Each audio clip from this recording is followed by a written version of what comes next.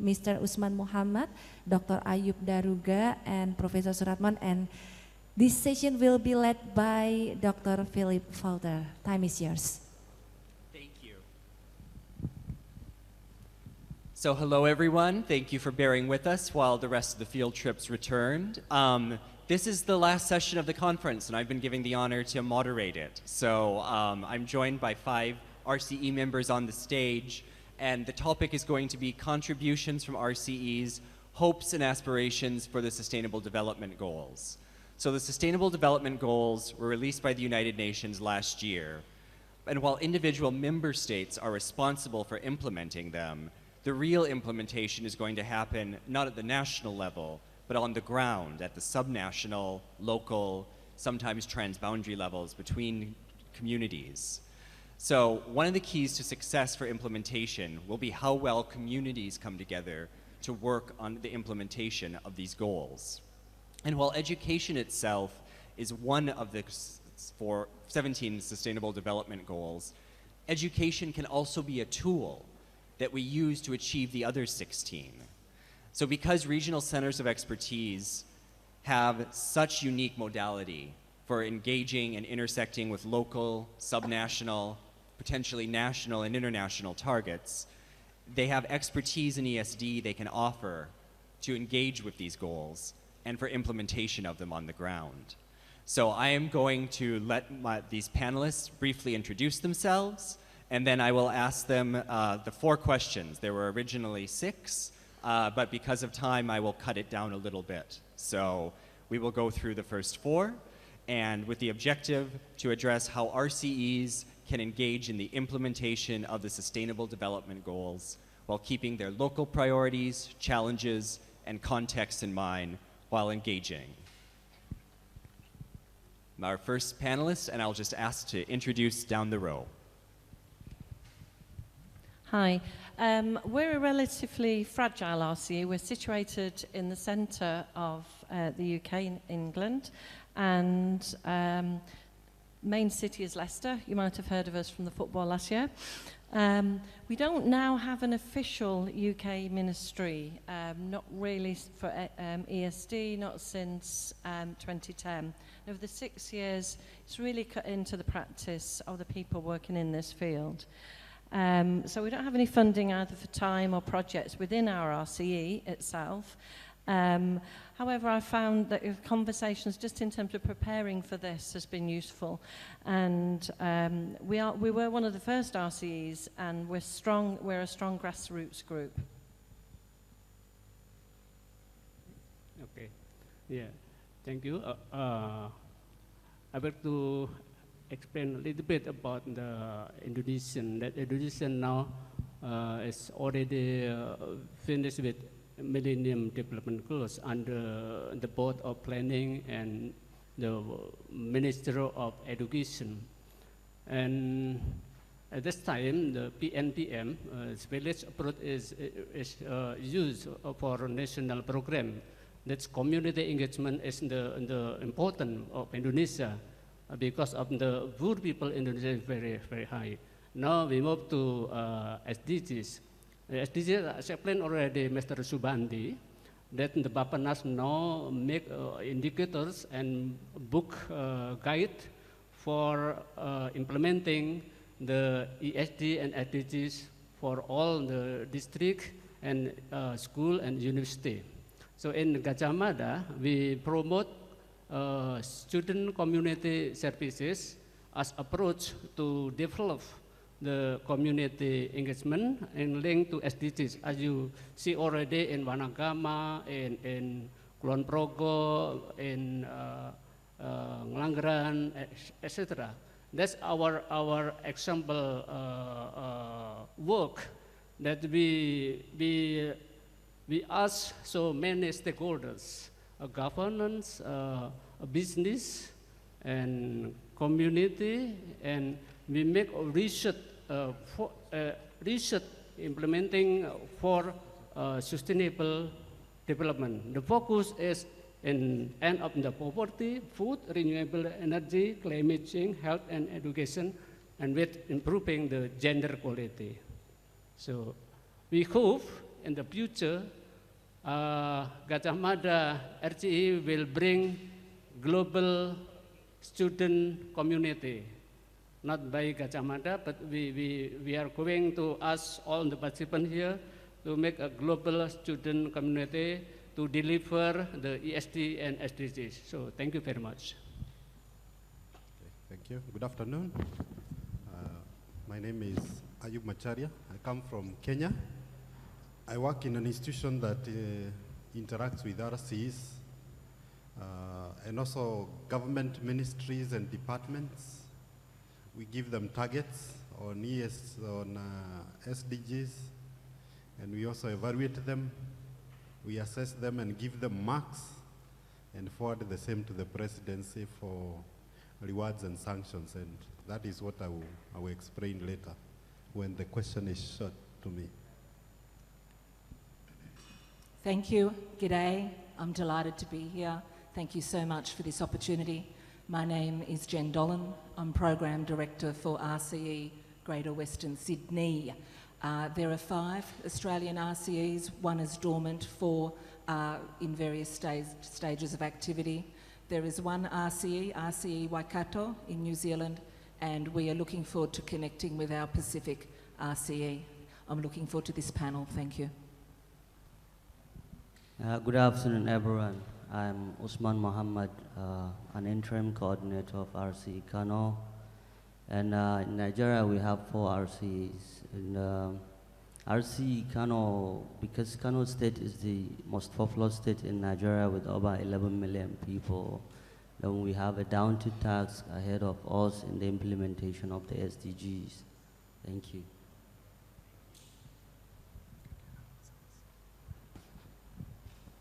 So I'll now ask 4 questions to the panelists. For each question, the panelists will take turns to answer.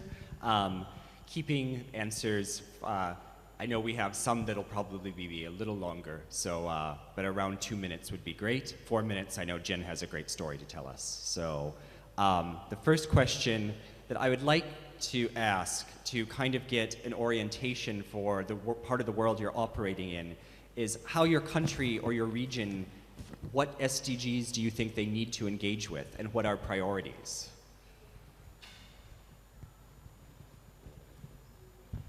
I should say a little bit more about the UK, I think.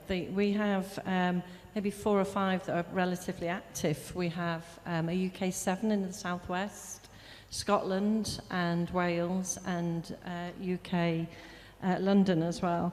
And for us at the moment, without any overall direction, we're all working in different ways. We've had a meeting in London where we didn't really talk about the SDGs, and for us, I think we're on a steep learning curve where we've not got, certainly what some of the panelists have said, we've definitely not got any direction from above telling us what to do, and that can be a good thing, I think. So when I was preparing for this meeting, I asked the people in my community what they're doing and what their priorities were, and certainly their feelings were there wasn't any overall priority for the communities that they're working with. We're going to have a conference next year, early in the year, where we're going to get to grips with it ourselves. But it's a bit of a tough challenge for us, but we do think it's something that we're going to get around. So I can't say there's any one that we're looking at in particular, but people have talked about, obviously, quality education. That's a key thing that they're going to be working around. And they've talked about the fact that they're all interconnected and they're having a holistic approach to them. We do have a number of national experts within our region, and that's very much their theme, that they're looking at those key interconnectedness of them and quality of education. Thank you.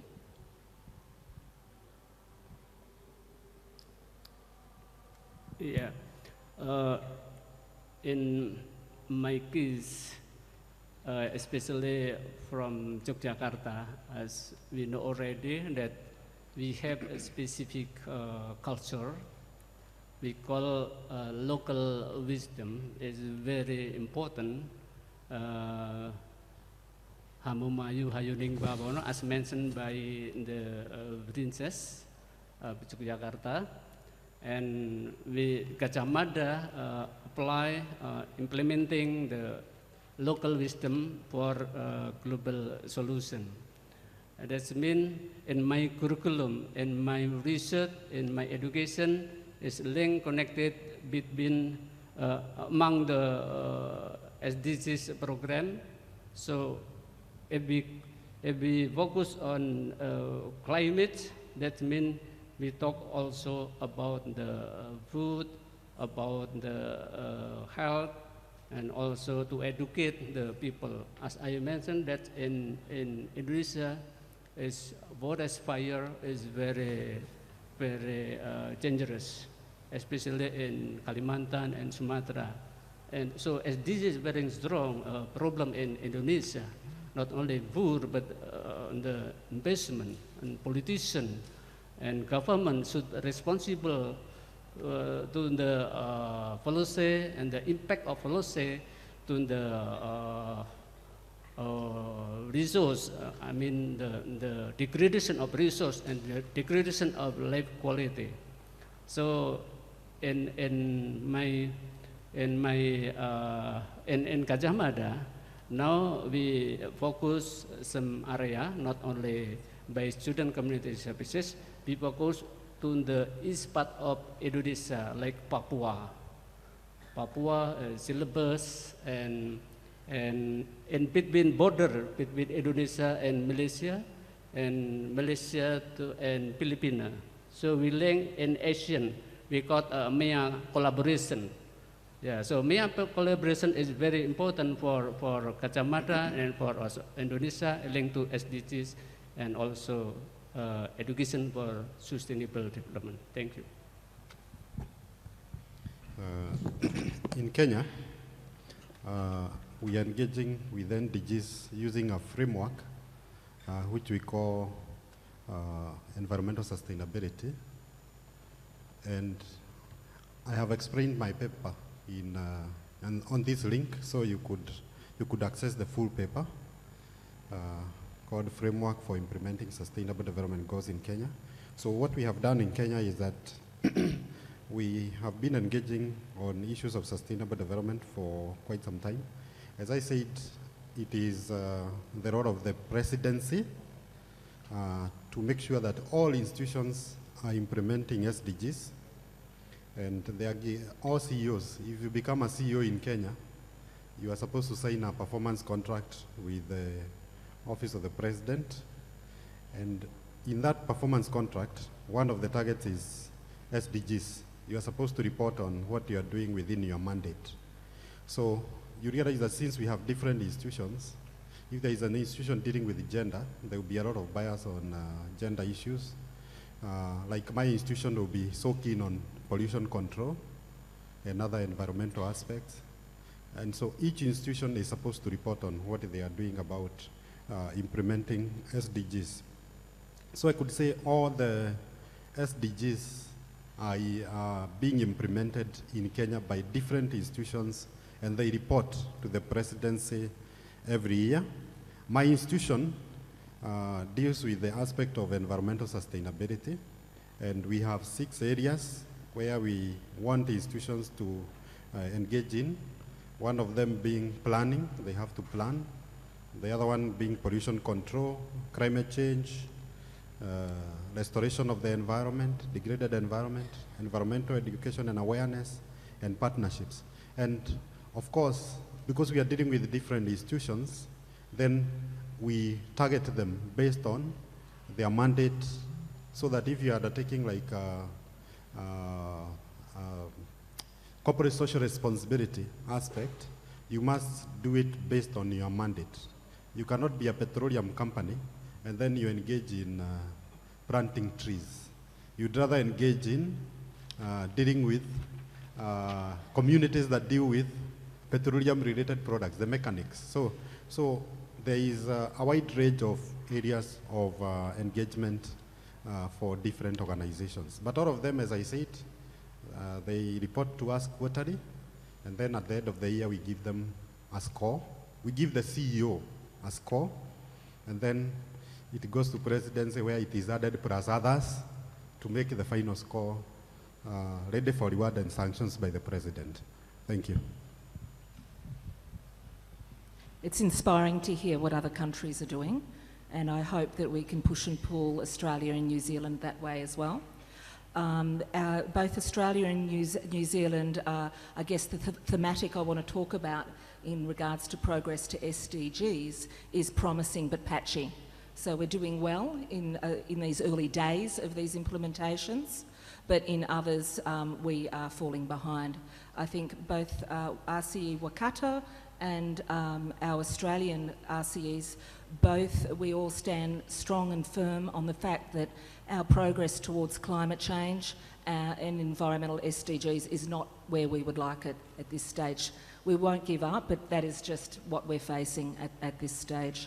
In terms of ESD and the SDGs, our university sector is quite lively. I've got a story I'll tell later, I think, not quite now, about our education systems, which I think will give us hope. So thank you very much. Thank you very much, Darlene.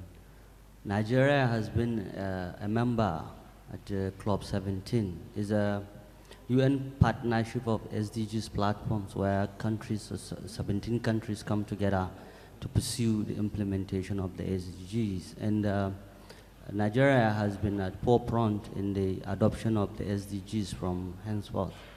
And education, Goal 4, which specifically talked about education, is very important in our RCE because education is not only about learning of facts, but training the minds. Education trains the mind to contribute positively towards the environment and towards the community and the society at large. And because of that, because education serves as key to any prosperity, any sustainable development, we tend to do well on Goal 4 as well. And we also touched down Goal 7, which talk about affordable energy. Because we have problem of energy in northern Nigeria, especially felling down trees to cook while we have problem of desert encroachment. And we also look at Goal 13, which talks about climate change, because you can see the impact of climate change visibly in our region. So we are working on that. And we are working on Goal 15, which is talking about life on lands, because we have programs and trainings on planting trees and engaging with the environment at a community level. So it's very important, these 4 goals for our RCEs and for the country and for our region in particular. Thank you very much. Thank you very much. Thank you very much, panelists. Our next question talks a little bit more about local context. So how does the community that your RCE is a part of, how does that operate to inform which SDGs might be priorities? An example from my own region in the United States, we have a great number of freshwater lakes, but water is not just a blessing to us, it's a curse because it's actually made people take fresh water for granted. And our water quality is actually quite low, lower than many countries in the world. And it's a really frustrating situation because you talk to someone from my region and they say they love the lakes, but we take it for granted. So are there any situations where you think your local context has informed what priorities you have? So I would say fresh water for mine, or water ecosystems. Yes, so in terms of our RCE, we are, what has provided some additional stimulus for us is that a recent appointment of a full-time education sustainability development coordinator. Now that's funded in an interesting way, not from our education service, but from the resource management service, and his original focus was on energy, and we've got a strong connection to that in Leicester. It was the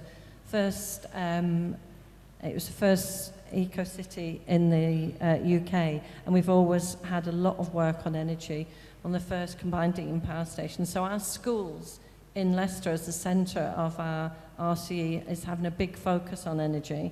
I'd also agree that listening to what other people have said is very inspiring as well, and things to take back for us. But yeah, I think that probably energy And quality of learning, we've got many schools in our region that win prizes. We've got the Primary Science Teacher of the Year. She's a big eco-schools advocate as well. So we combine the two very well, I think. So in the context of Indonesia, this Indonesia is very diversity. Is many islands, about 17,000. There's the difficulties in the communication, the access, etc. So locally, education to link to SDGs, we have collaboration. We should make partnership. Gajah Mada linked to local government and others local university, and we ask also local business. So that's why we have many zoning to implementing ESD and SDG in Papua, in Kalimantan, in Sumatra, also in Java is very different pattern. So, but the education is very important. We start from the kindergarten until the university. So we prepare knowledge, we prepare the behavior start from the child. For instance, we adopt trees adoption. The children will ask the teacher together to the field to plant many trees related to the global climate change. So we start from the several critical hills and also along the river and also in the cities. It's very, very simple. We start from the children. But for the poor people, it's very difficult, of course. That's why we use student community space living for two months to improve the mentality, to renaissance the behavior, to make new spirit, innovation for, of course, economic improvement is very, very important. That's why, as we saw already in the chocolate area, also in the Pawon Gendis, that's my way. So not only 3 helix, but quartet helix is governance, university, and community and business together. Like in Kulon Progo is very specific. There is no modern market, but local market. So all the product of the farmer and the poor people can be bring to the local market. And the government, we call Bupati, they have a policy is locally policy we call Bela Beli. So all the Kulon Progo should buy the product of Kulon Progo. So thank you very much. Okay. In Kenya, we have 72 universities, and the RCEs are 9. We have 9 RCEs, and because of the requirement by government for all public institutions to have to implement SDGs, we pass the same to the other universities. We would like them to engage in a similar way, and because of they are a community of practice, the universities, we have established what we call Kenya Green Universities Network, and what how they operate is that for them to realize what SDGs are priority to them, they have to start by developing a sustainability policy for the institution. And this allows them to scan around what are the issues that are relevant to them, both within the university and within the local community. There is a document which was produced by UNEP called the Green Universities Toolkit, and that is the one we have been engaging them on. So we have been adapting that document to Kenya through the Kenya Green Universities Network.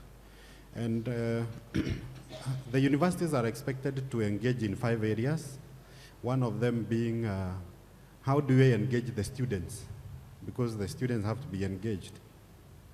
What kind of curriculum change, curriculum innovations are needed? What about community outreach? So you have to identify which communities you are going to work with. And this will feed also into performance contracting, because one of the areas you are supposed to report on government is on partnerships. What kind of partners are you working with? And so the other one is greening of our universities. You realize that our universities have a big footprint. The footprint is very huge. They have fleets of vehicles, they have many other activities. So that's an area that they have to focus on. So we are guided by that document by UNEP in our engagement with all universities, and RCEs are supposed to take a lead role. My organization, the National Environment Management Authority, gives RCEs some seed funding every year. Each of the RCEs gets some money to organize meetings with their stakeholders so that they can discuss these issues and come up with a way forward. And that feeds into strengthening their partnerships with local communities and also the internal stakeholders. Thank you. Thank you. So in our RCE, and RCEs, we must remember, are local responses shaped by both the geographical, geological and cultural nexus of where they are. In Greater Western Sydney, we are in a big dry continent, and we are shaped all around us by rivers. So we have beautiful Aboriginal language around this. So the Barramadigal River is the place of the gathering of the eels. The Durrubbin River is the wide river where I live, and then we have several other rivers. So our RCE is critically, and water is life. Humanity needs water, and water is life. So the SDGs that we have might come from and be based around water, but they also then feed into urbanisation, they also feed into innovation, it also feeds into agricultural productivity, and it also is underpinned by ESDs, Education to Sustainable Development approaches. Thank you. Yeah, we have lots of problems in the country, in Nigeria, especially the northern parts.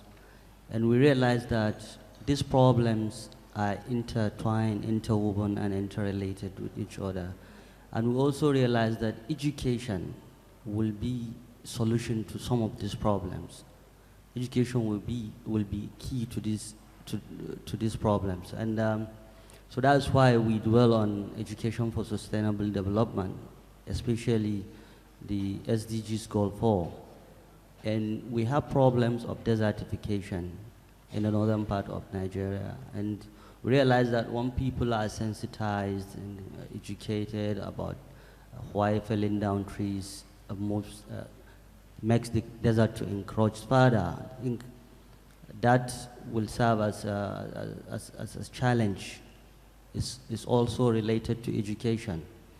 And Nigeria is projected to be the third most populous country in the world by 2050 after India, China.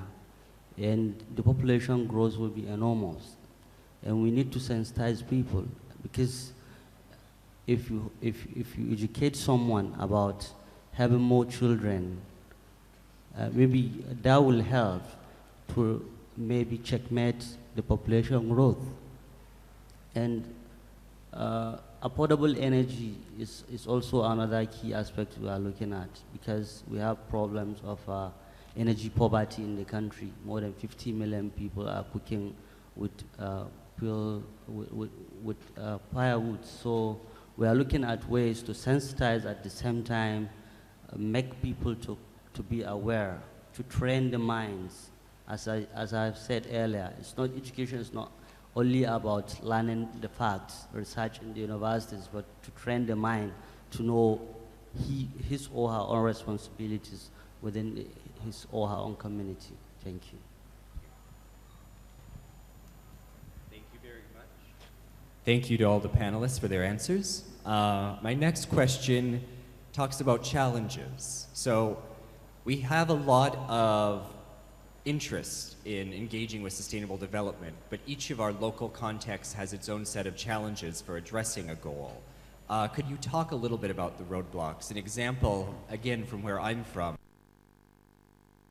make up a huge part where I'm from in the United States. When I've lived in different countries, New Zealand, Canada, Japan, people let their children bike to school. American parents always drive, always insist their children take a bus. And there's this culture of fear that cultivates this, even though our crime rates continue to go down.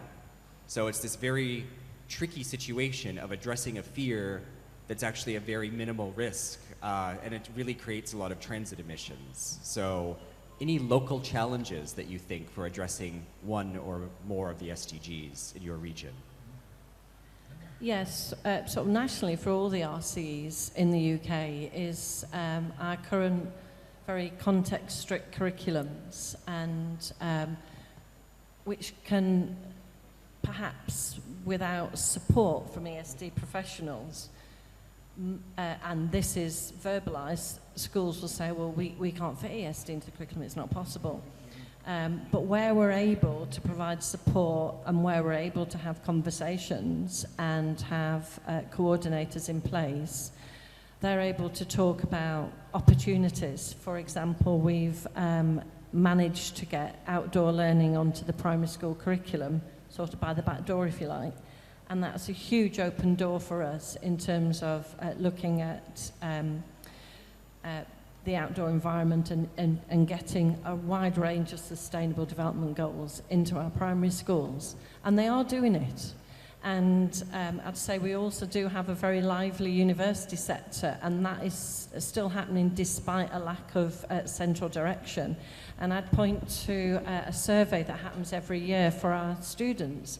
And every year, and our universities look at this, 80% of our students demand that sustainability is part of their course, part of their curriculum courses. And we're heavily competitive in our universities. It costs £9,000 to go each year to our UK universities.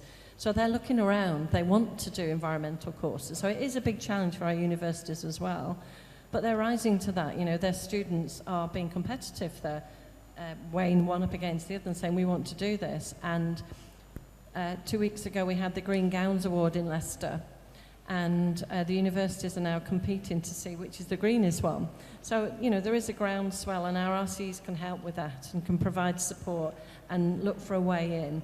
And within our context-tight curriculums, where quality of learning is important, we can say, well, within the Sustainable Development Goals and quality of learning, it's problem-solving that's key. It's that high quality of education that's important. And ESD is a brilliant context, so we can overcome the barriers, we think. Yeah, we make some innovation to implementing ESD for RCE actually is very difficult in the field. But how to make a certain and to make a new effective collaboration. So we map and make linkage database in between Gajah Mada and others partnership.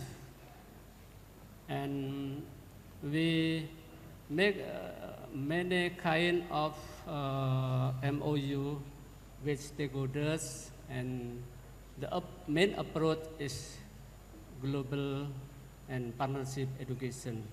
We make training to farmers, teachers, and politicians, business, to disseminate what's the SDGs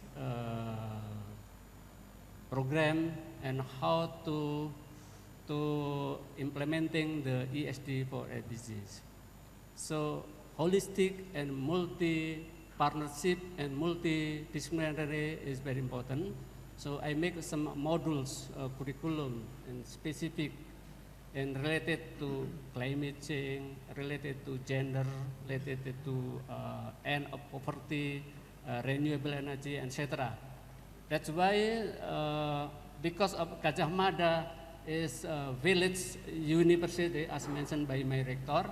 So we focus ESD, SDGs for village people to engage and to empowering the poor, pro-poor and local wisdom. Because sometimes the top-down and modern investment is very opposite with the ESD and SDGs. That's in Indonesia. It's by election of the head of district, by new policy,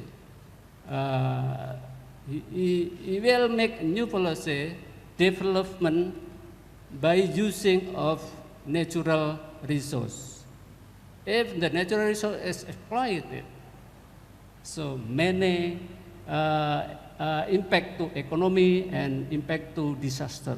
So actually in the pit, we have so many complication between sustainable economic and sustainable environmental. So social is very important to improve the community by village approach and village sustainable development. Thank you. Thank you. The challenges we face in Kenya within the RCEs are numerous, but the key ones are number one, prioritization by the university. You realize that these RCEs, when we come to prioritizing the activities at the university, sometimes the university knows the RCE exists when there is an activity coming. That is when the Vice Chancellor comes out to support the coordinator. The other times, they are just put aside. Yeah? And that's a major challenge because they are supposed to use them to realize the performance contract target of enhancing partnerships. But they are not funded by the university. They are not in the mainstream budget. And that presents a challenge. So they have to rely on the little money they fundraise using other initiatives. The RCEs have also faced a challenge of being weak in mobilization. I've attended several meetings of the RCEs when I give them money to do the meetings, their stakeholder meetings. And you realize that one RCE is supposed to serve 4 counties, for example. And then you realize that the membership is concentrated in one county. And that has been a challenge, that they don't mobilize far. They only pick, they have that tendency of picking members who are within the county, the nearby county. In implementing the sustainability targets, I've also seen a challenge of capacity. Capacity in the sense that you want to, for example, to determine your footprint, because you must have those baselines so that you can proceed on with addressing greenhouse gas emissions. And when the kind of officers that we get from the university, we have to train them on how to measure emissions, because they may not have that capacity resident within the RCE. I've just used greenhouse gases as one of the areas, but we have a serious challenge with the capacity. Even in ESD itself, the concept of education for sustainable development is still a challenge, and it is only resident in a few individuals. And because of declined little support from the university, there is declined motivation by the coordinators their motivation goes down, and so you realize that we have to continue reminding the RCE, waking them up so that they are not off the line. And finally, the issue of action plans is a major challenge also. So do they follow specific action plans? So those are some of my observations when I coordinated the RCEs. And how do I address the issue? Through education for sustainable development. As I have said, I organize meetings for all the coordinators so that we can discuss the challenges and how to address them. And we do a lot of advice on the position of government, how government works, where resources are in government, how to align the RC to government priorities so that they can be within the mainstream funding of the government. Thank you. I'm an economist by trade, and I could talk for hours about the challenges, and I could talk for hours about the dominant business model of economic rationalism in Australia. I could talk for hours about how we are driven by a culture of audit and productivity and cost-benefit analysis, because I've had to do that. But instead, I'd like to tell you a very quick story and try and be positive. And but it also highlights where we are with our Western disciplined thinking. Last week, when I was thinking about coming to the conference, this was on the floor of my car. And my 14-year-old daughter, who normally doesn't notice anything, picked it up. I went, "Oh, Mum, I'm doing an exam on this today." And I went, "Really?" And she went, "Yeah, the Sustainable Development Goals." She said, "I think it's fantastic the world is trying to reduce poverty in 15 years, but I'd like to see how we go." And I went, "Fantastic." So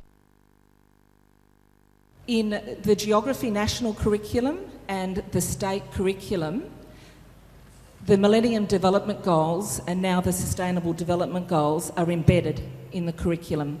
I also rang her teacher, and her teacher said, "Look, we don't have proper textbooks on this yet, but I am part of a UNESCO news feed and I get information about the SDGs, and that's how I teach it in the report."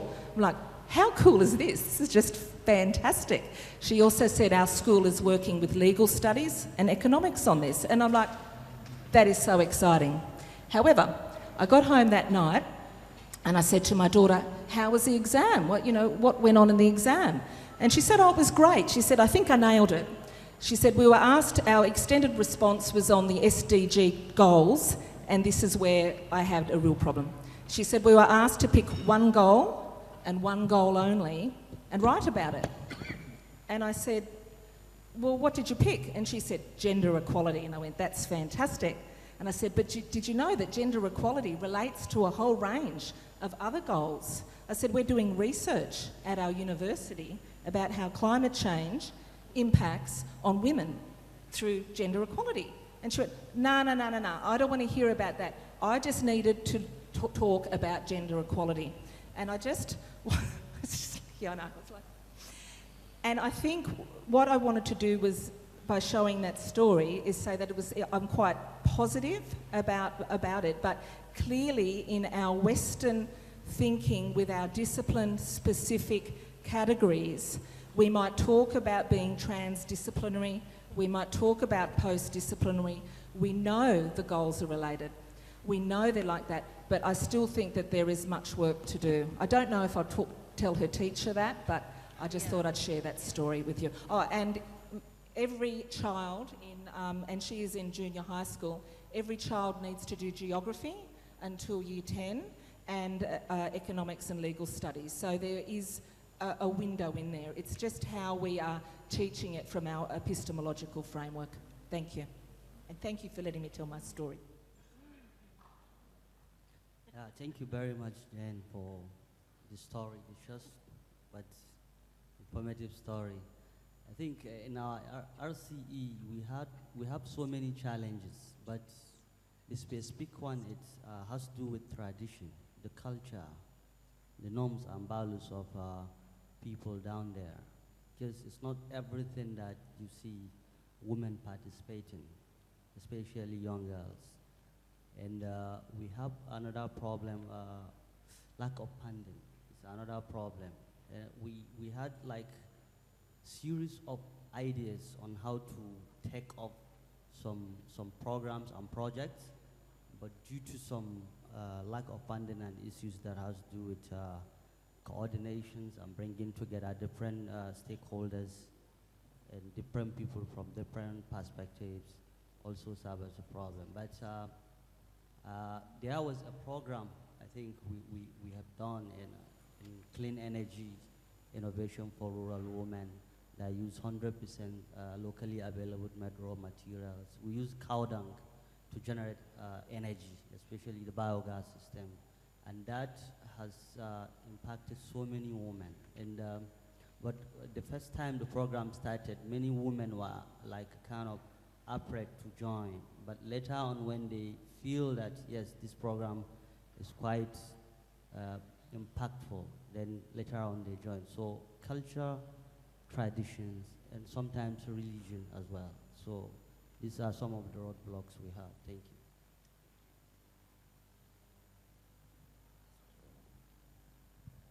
Thank you. I'm going to ask one last question from our panel, and then we'll conclude with some closing summaries. So I talked about challenges. I want to end with a little bit of hope. So I would like to talk a little bit now about opportunities that exist within your region that might allow for a little more innovation for engaging with this task of using ESD to engage with the Sustainable Development Goals.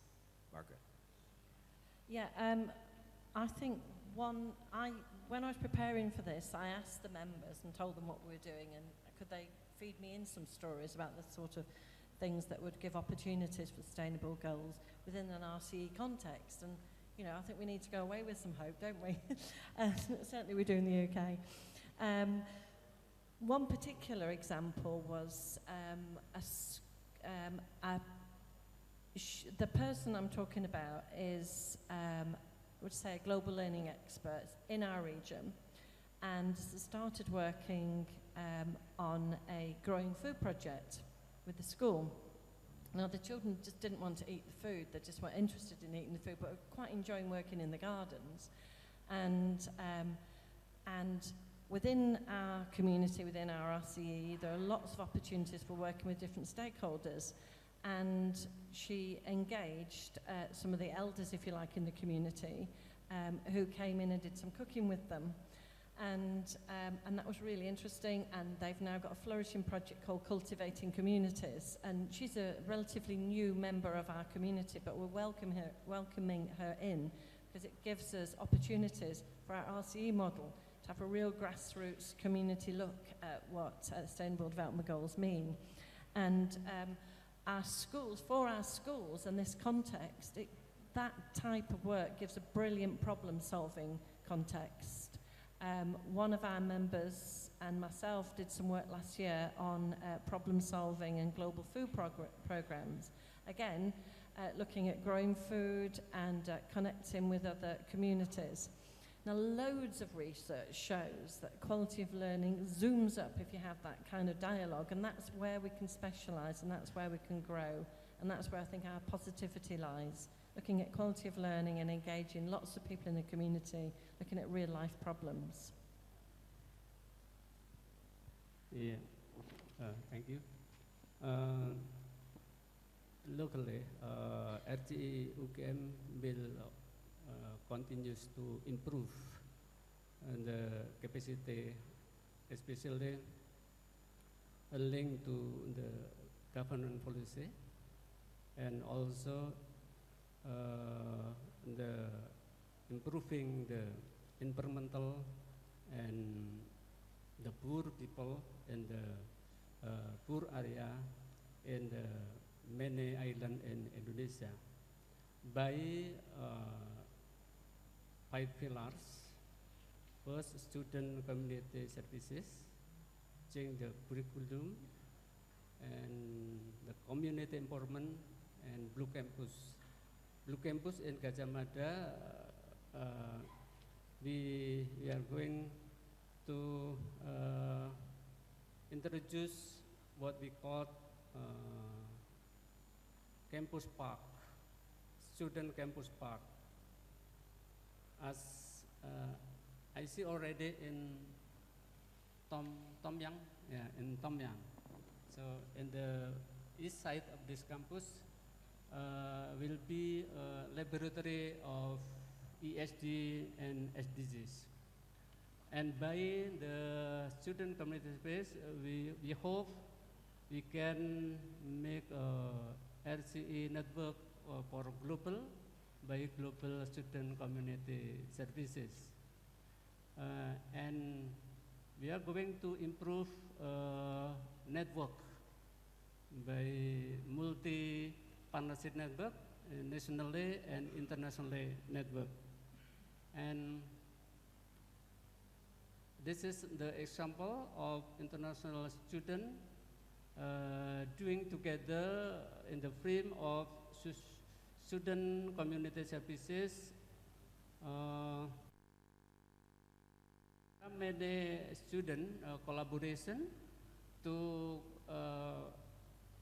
student communities program.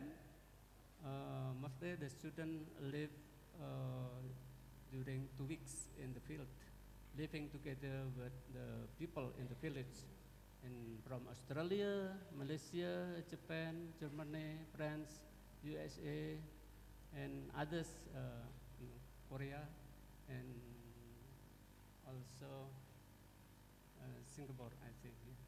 So we hope by RCE network we can implementing our student community services, exchange the curriculum, exchange the students, exchange the teachers related to global education for sustainable development. And we make what we call a global mental revolution. So we have a new perception how to make harmony with nature in the frame of 17 goals of SDGs. And in my opinion, tropical countries like Indonesia, the most important thing is to improve, to conserve the forests, because forest is the heart of world, same as Brazil. So if we improve, we protect the forest, maybe the climate can be conserved, and now global warming now start in Yogyakarta. During our activity in the afternoon always rain, but several years ago the rain start in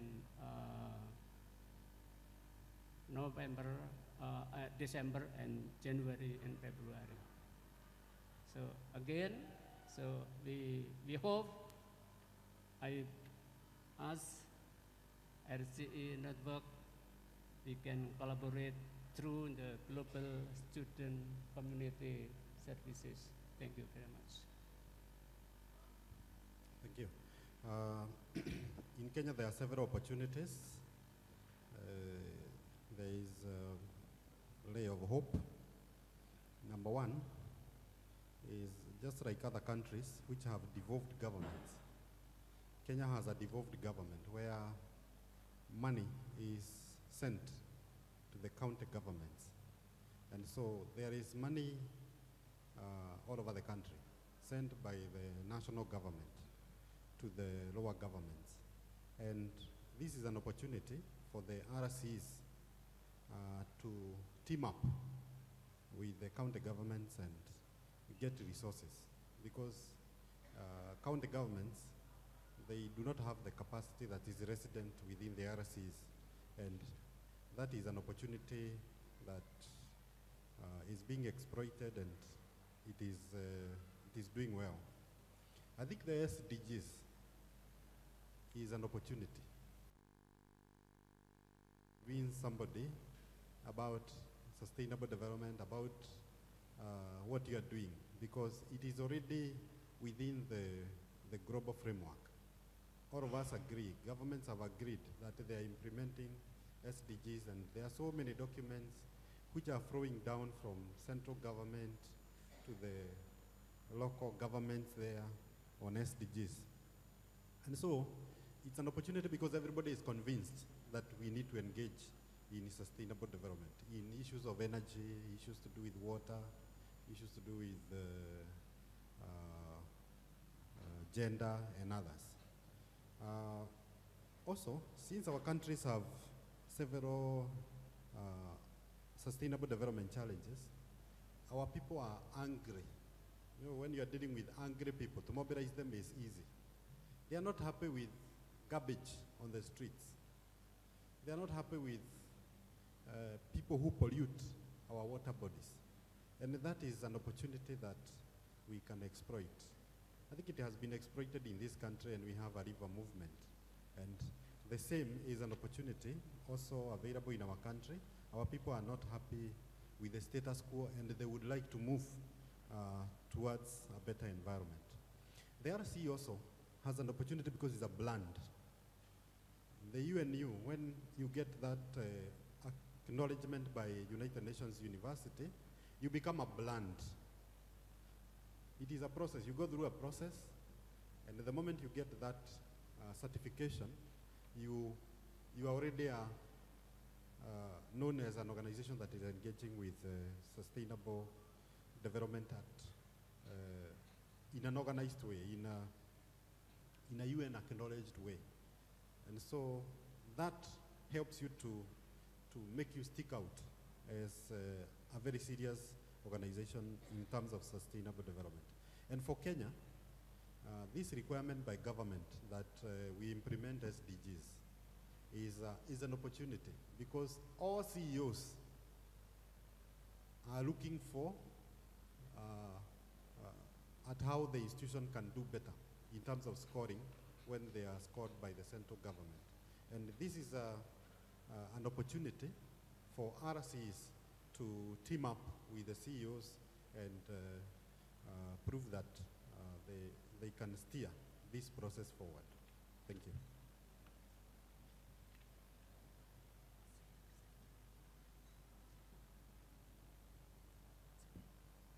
I think there are two opportunities that we have, and that's innovative thinking combined with innovative technology.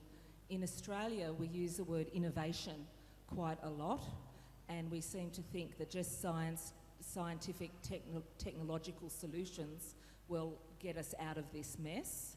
We need to combine that with innovative thinking. And I want to give you two examples of what we're going to roll out in the next few years with our RCE. One is it's not new, it's using industrial ecology, and it's a business model, a small business model, and an innovative thinking model that's come out of Belgium by a guy called Gunter Pauli and the Blue Economy. And the idea out of that is that you develop business models that have zero emissions, zero waste, and multiple income streams but from your waste products. So there's some really, I recommend you to look if you're interested. There's some very nice case studies, particularly one we're inspired by from South Africa about work that they're doing with their orchards and their orange orchards and developing 5 products out of an orange orchard instead of just one, which was orange juice, using only 5% of the orange. That's the first thing we're going to look at.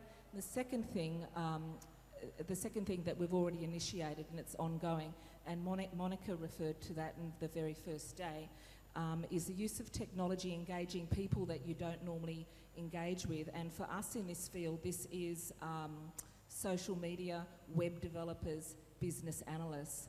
There's a group, it's a worldwide international group, and it's called Random Hacks of Kindness.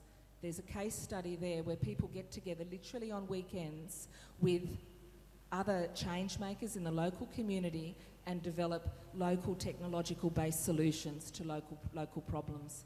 There's a case, if you have a look, there's one in Western Sydney, and it's called, I think, a community solar initiative in apartment livings. So they're the two things that we're going to explore, and I really hope to be able to report to you on their outcomes. But I think they're very, very positive, and they can give us all hope. Yeah, thank you very much. There is this saying, there is hope when there is life.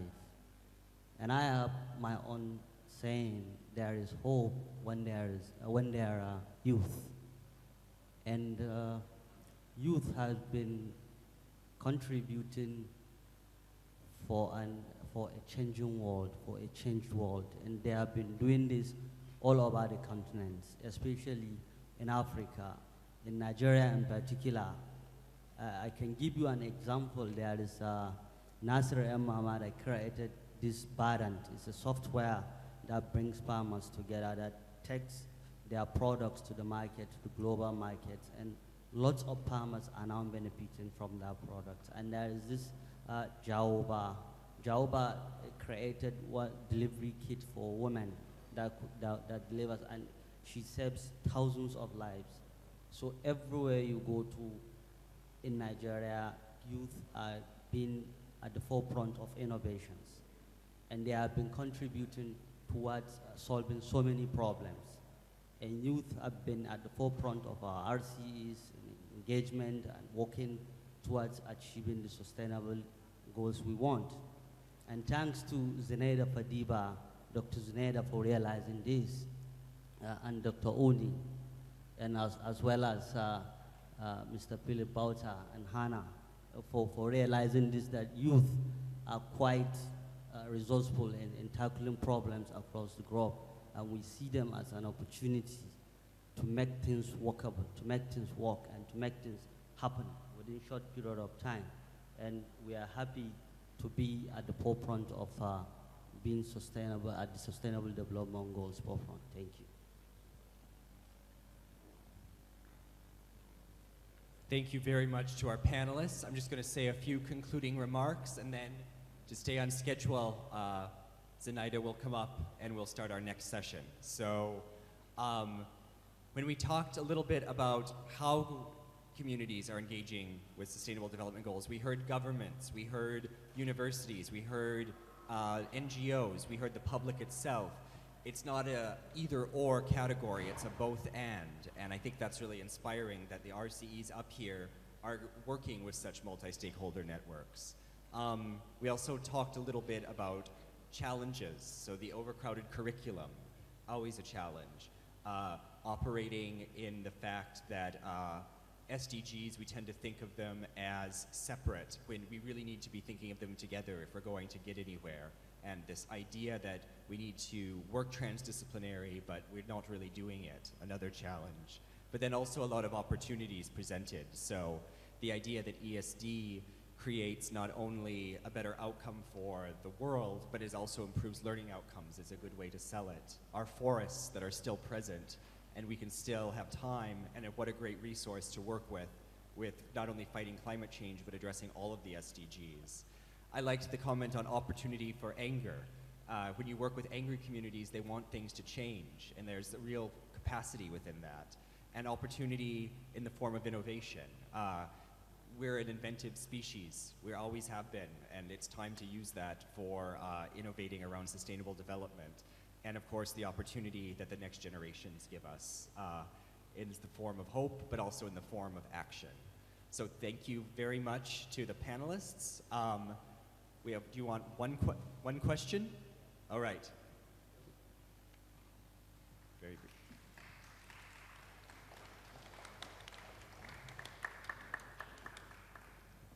Thank you. I think just an observation. I think there is one important opportunity for the RCEs we missed.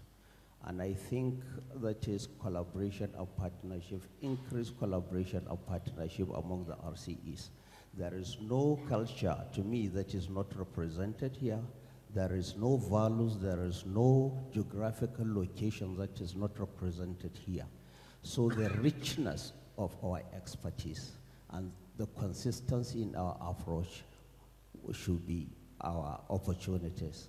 And the chairman talked about imbibing new things. You can always bring in new things when you share expertise, skills, knowledge with the rest of the RCs. Thank you very much.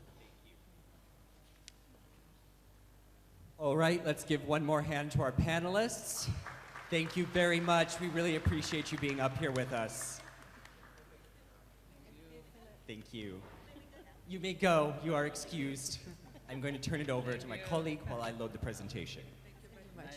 Thank you. Now, before we begin, and in compensation for the missing break, we will do one little exercise, and I have a model here to help us to do it. Can you all please stand up?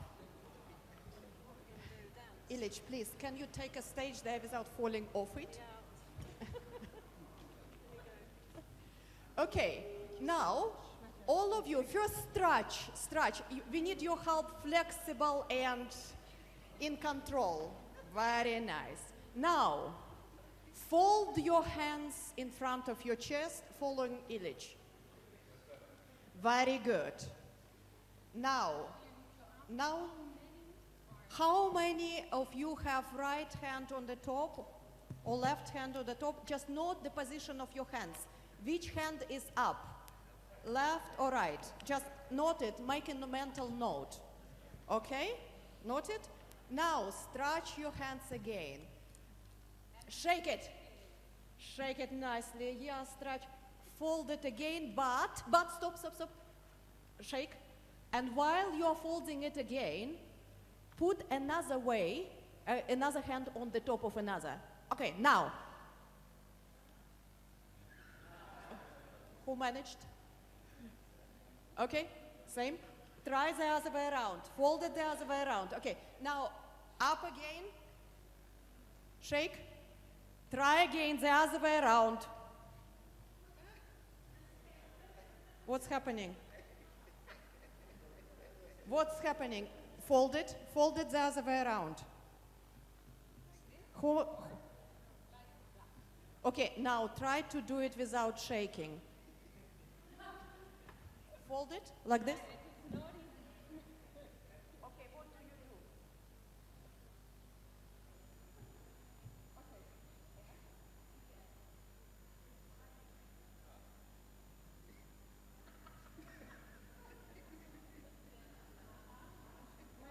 Who managed?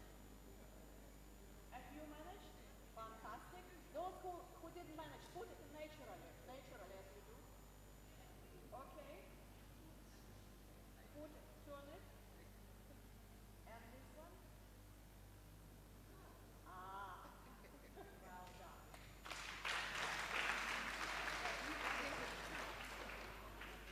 What it shows is a process of change and transformation and connection of action and reflection.